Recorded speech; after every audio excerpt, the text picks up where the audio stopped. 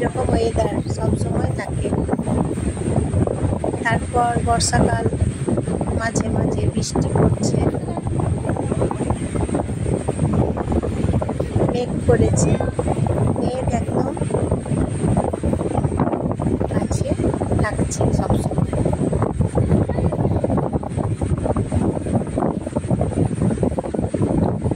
তাই সবসময় মনে হচ্ছে মেঘ করেছে, কিছু দেখতে পাচ্ছি না পরিষ্কার, মেঘ করেছে বলে।